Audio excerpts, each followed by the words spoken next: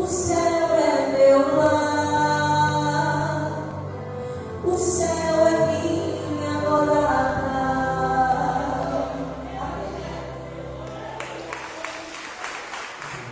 Sua paz do Senhor. Nós podemos sentar-nos. Convido aos irmãos que abram vossas Bíblias, livro de Mateus, texto bastante conhecido, irmãos. Mateus, capítulo 18.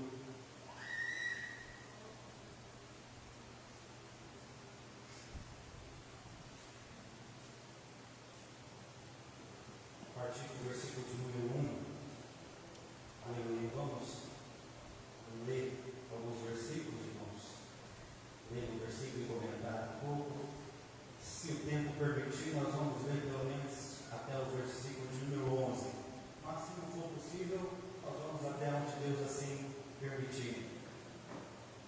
Mateus capítulo 18, versículo de número 1, que diz assim: naquele tempo, achegaram-se a Jesus os discípulos e perguntaram-lhe: quem é o maior no reino dos céus?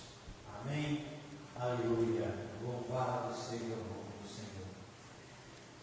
A palavra de Deus, ela vai nos dizer que em certo momento da trajetória de Jesus na terra, os discípulos chegam a Jesus e faz essa pergunta pertinente, uma pergunta forte, até porque não dizer um pouco cabulosa, porque eles querem saber, eles almejam matar uma curiosidade sobre quem é ou quem será o maior do reino dos céus.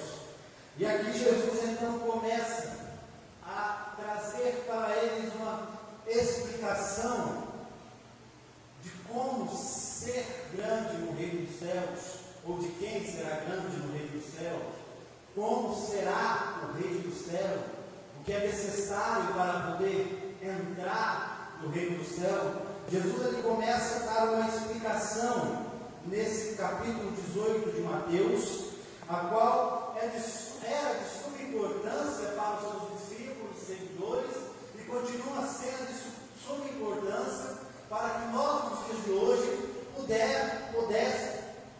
pudemos entrar no reino de Deus, no céu, na presença de Deus, para que nós possamos alcançar a glória do Senhor, para que nós possamos ser grandes na presença de Deus. Jesus ele começa a dar essa explicação para os seus discípulos.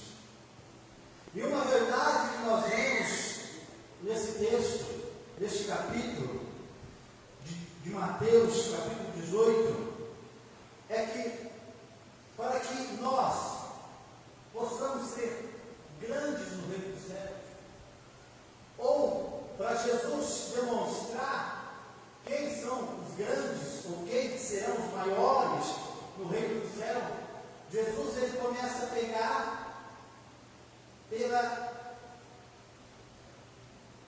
podemos dizer, pela pequenez do ser humano, pela humildade do ser humano, pela simplicidade do ser humano na terra. E o texto vai nos dizer que Jesus ele aponta para uma criança.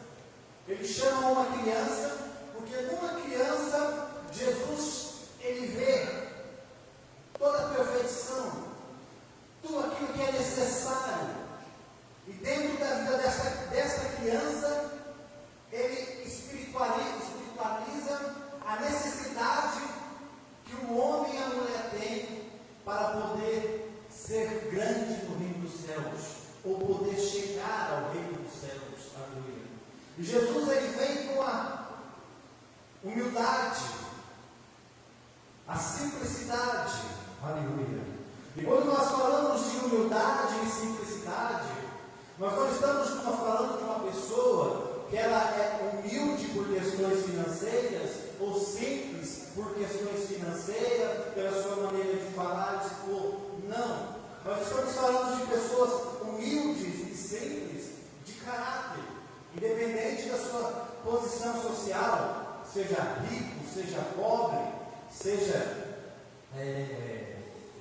padrão médio da sociedade, né? A sua vida social é independente do seu estado, mas a sua simplicidade, a sua humildade como caráter é o que forma um homem ou uma mulher perfeita para poder entrar no reino do céu e ser grande. Não importa se é rico, não importa se é pobre. Aleluia. A simplicidade está no caráter. Tanto o ser rico como o pobre pode ser simples e humilde de caráter. Honestidade. E Jesus então ele começa a trazer essa explicação para os seus discípulos. E no versículo 2, no versículo 2 do texto vai dizer: e Jesus chamando ao menino, colocou-o no meio deles. Jesus ele pega uma criança, aleluia, e agora ele vai na vida de uma criança pequena. O texto não nos fala a sua idade, mas pelo decorrer da conversa nos dá a entender que era uma criança bem pequena.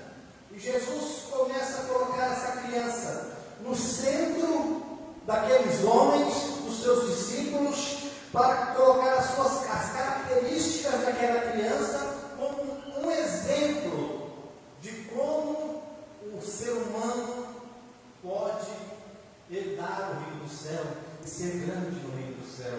Louvado seja o nome do Senhor. E no versículo 3, ele disse: verdadeiramente vos digo que se não vos converterdes, como acontece no coração desta criança, de modo algum entrareis no reino dos céus. Aleluia. Jesus ele começa a pegar aquela criança, as características, os atributos de uma criança, e diz: olha, se o homem não for, se a mulher, se o adulto, se aquele que é responsável pelos seus atos, como nós dissemos na noite de ontem, não for como esta criança, não poderá entrar no reino dos céus. E quais são os atributos de uma criança que nós precisamos observar? Aleluia. Muitos falam sobre a inocência da criança. E quando Jesus está dizendo este texto, ele está se referindo sobre a inocência da criança. E que não deixa de ser uma verdade. Mas deixa de dizer uma coisa: alcançar a inocência não é algo que você alcança por si próprio. Você só pode se declarar inocente se você for perdoado por alguém, justificado por alguém. Se você receber perdão, se você for justificado, se você for inocentado por alguém, você pode ser inocente. Aleluia. A criança ela é inocente porque nós julgamos que a criança ela não pode se responsabilizar pelos seus atos. Então nós consideramos uma criança inocente. Aleluia. Louvado seja o nome do Senhor. Um homem, ele pode ser inocente. Nós podemos ser inocentes, um homem adulto.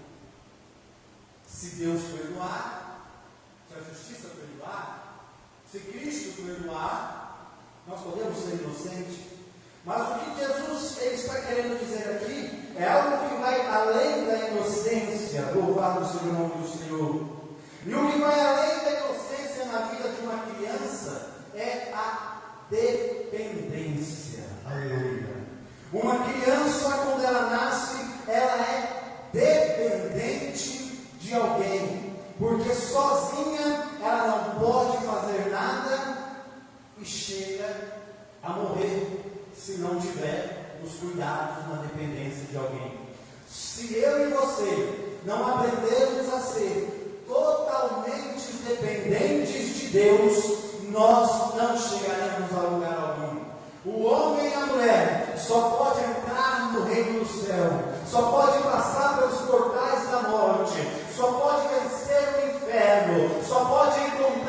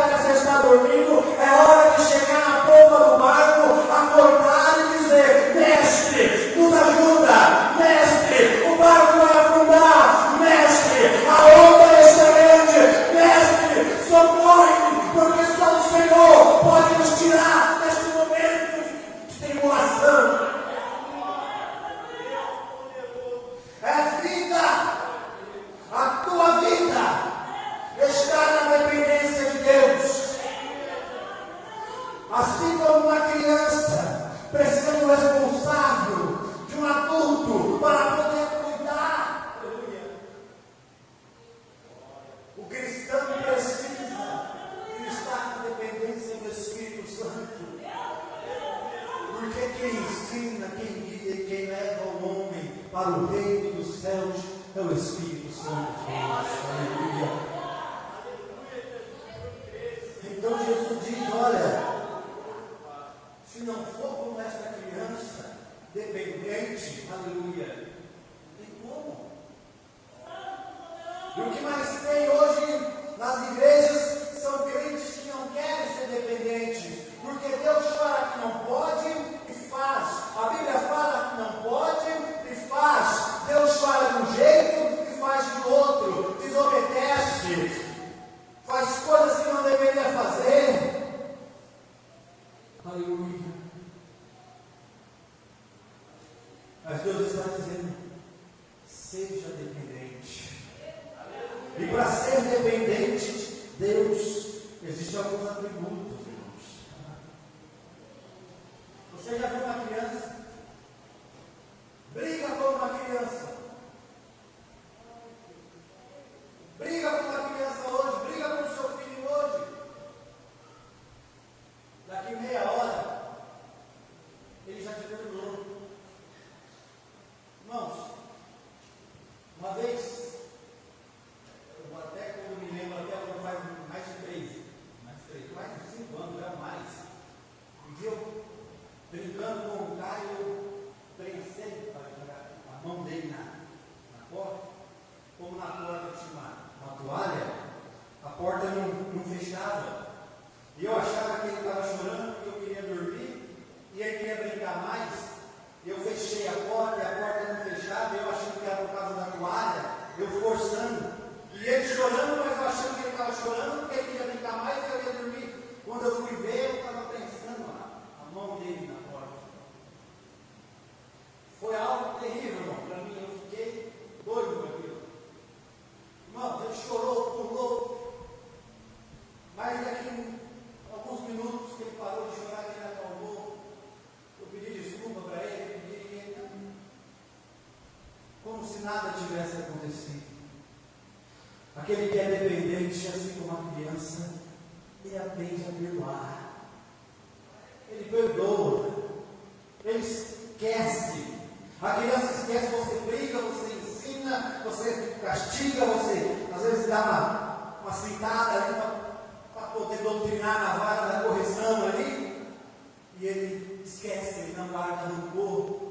E tem alguns que se diz cristão, mas se houver uma exortação, se estiver um puxão de orelha, já quer sair da igreja, já começa a falar mal, já começa a xingar meio mundo, porque não consegue liberar o perdão e muito menos aceitar a correção de Deus ou daqueles que são seus superiores. Aleluia. Louvado seja o nome do Senhor. E a liberdade de uma criança. A criança, ela tem a liberdade. Por que a liberdade? A criança não tem conta para pagar, não precisa se preocupar com o trabalho, não precisa se preocupar com a água, com a luz, com o que vai acontecer. Não, tudo isso para ela está livre disso. Por quê? Porque ela é dependente de alguém. E essa pessoa agora depende que prove as coisas da vida dela. Então por que nós ficamos preocupados quando nós servimos a Deus? Está difícil, mas vamos ficar tranquilos. Vamos entender que Jesus nos libertou para nós vivermos em paz, em tranquilidade, sermos livres. É aquilo que nós precisamos, as nossas aflições e ansiedades, colocamos no colo, nas mãos do Senhor, e Ele tudo proverá na nossa vida, porque nós somos livres pelo sangue de Cristo que nos libertou na cruz do Calvário. Para entrar no reino do céu, devemos ser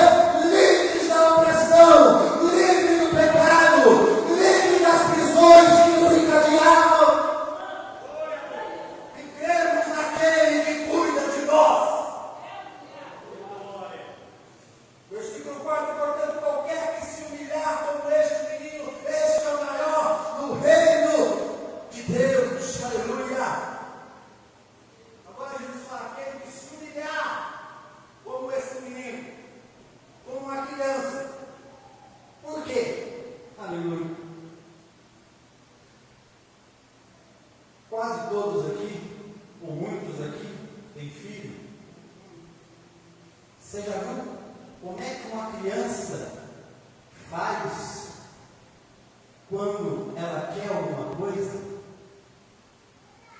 chega até a irritar, chega a dar raiva. Eu lembro, eu tenho algumas lembranças que quando eu saía, às vezes, com a minha mãe, ia em algum lugar, irmãos, eu atormentado, eu dava dor de cabeça, fazia show.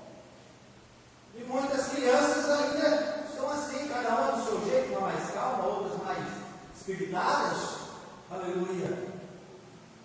Ela se humilha, não tem vergonha de ninguém, está no meio da igreja cheia. Ela está chorando no corredor aqui, puxando a saia da mãe, a calça do pai, e chora, não está nem aí que os outros estão vendo. Eu quero. Se humilha. Aleluia. Nós devemos se humilhar como uma criança para alcançar as bênçãos de Deus. Se você não se humilha, como Deus vai te abençoar? Se você nem mostra que você quer, aleluia. Nem para sair do castigo, então, põe a criança em castigo. Ela chora, ela pede por favor, pede perdão. Quando Deus te exortar, não vai sair reclamando, não. Não vai sair falando mal, não. Pelo contrário, vai dobrar o seu joelho, vai chorar, vai pedir misericórdia, para que Ele te tire do castigo, para que Ele volte os rostos dele para a tua vida. Aleluia. Nós devemos aprender, aleluia, a se humilhar, como uma criança se humilha, para conseguir o que quer, para sair fora do castigo, para sair fora da palma da mãe e do pai, da palmada da mãe e do pai. Quer a bênção de Deus? Quer tirar as mãos pesadas do Senhor da tua vida pelos seus erros e pelos seus pecados? Então aprenda a se humilhar para que as mãos de Deus não pesem mais sobre a tua vida. Aleluia. E qualquer que receber, versículo 5, em meu nome, a um pequenino tal como este, a mim recebe. Jesus está dizendo aqui, porque Ele está trazendo a pureza da criança, na sua inocência, na sua dependência, na sua forma de agir como seu dependente. Então Jesus ele está fazendo um paralelo entre a criança e o cristão, aquele que serve a Deus. Agora Ele está dizendo então aqui, que aquele que recebe, o cristão que serve a Deus, como essa criança, recebe a mim. Por quê? Porque aquele que serve a Deus e tem os atributos semelhantes como a uma criança, nele habita o Espírito Santo. E aonde você chega, o Espírito Santo chega com você. E quem recebe você, quem recebe as tuas palavras, recebe o Espírito Santo de Deus. Aleluia. É por isso que Deus te usa para abençoar. É por isso que pessoas são abençoadas através da tua vida. Quando alguém fala, o irmão veio aqui, fez uma oração, eu fiquei tão melhor. O irmão me deu uma palavra, eu fiquei tão melhor. O irmão profetizou algo na minha vida e aconteceu. É porque ele recebeu um cristão que estava com o Espírito Santo. E quando ele recebeu o Espírito Santo que estava com o cristão, pulou para a vida dele também. Quem recebe esse cristão, quem recebe esse crente, recebe a Jesus Cristo. Aleluia.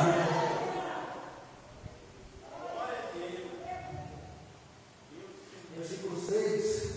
Mas qualquer que fizer tropeçar nesses pequeninos que creem em mim, melhor seria que se pendurasse no pescoço uma pedra, um moinho movido à água, e se lançasse no profundo mar. Aleluia. Irmãos, nós temos hoje no mundo, sempre teve, tanta maldade com criança. Não vamos entrar em detalhes, mas tanta maldade com criança. Deus fará justiça a isso. Deus fará no seu tempo. Haverá, parafraseando aqui, conjecturando, haverá um grande telão, onde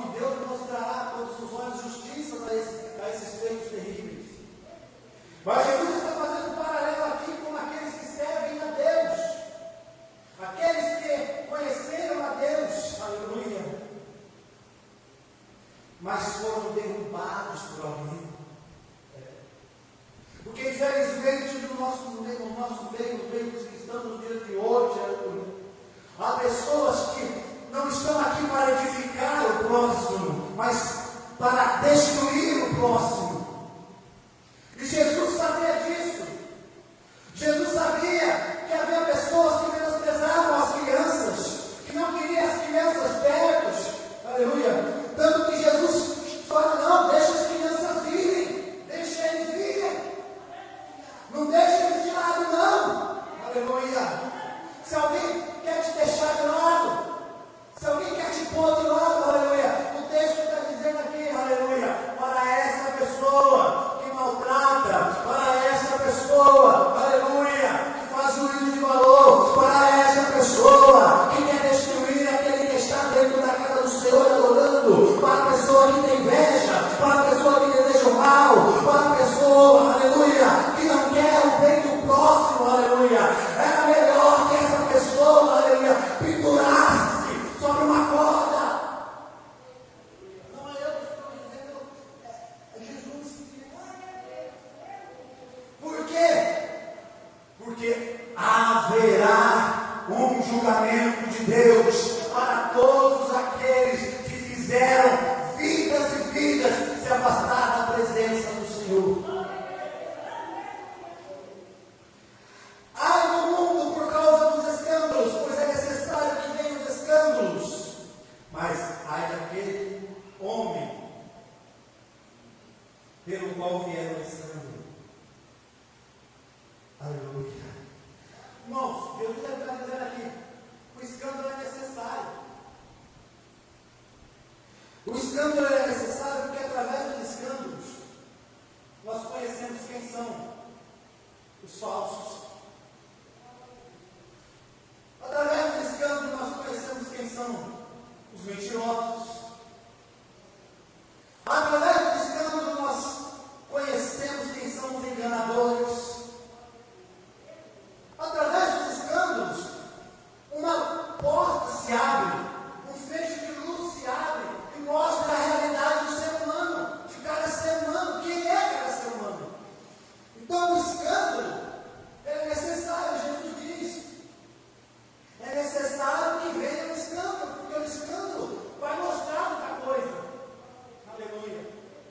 Pessoas mentirosas, enganadores, que pareciam que estavam do lado, mas na verdade estão contra, estão atrapalhando a obra. Aleluia. Aleluia.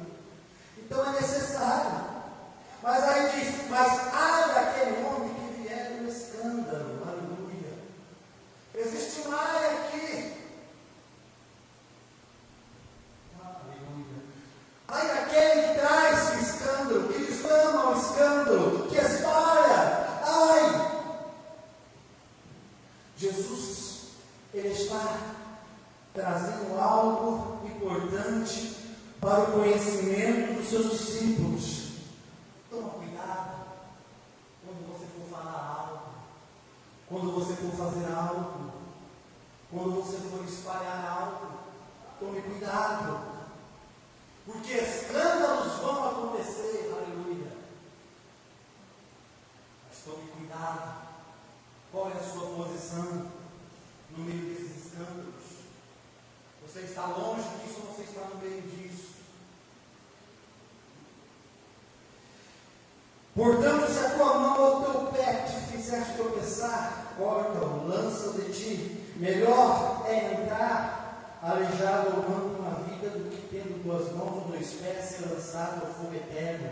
E se o teu olho te produzir ocasião para tropeçar, arranca-o e lança-o de ti. É melhor que entre com um só olho na vida do que com dois olhos ser lançado no fogo do inferno.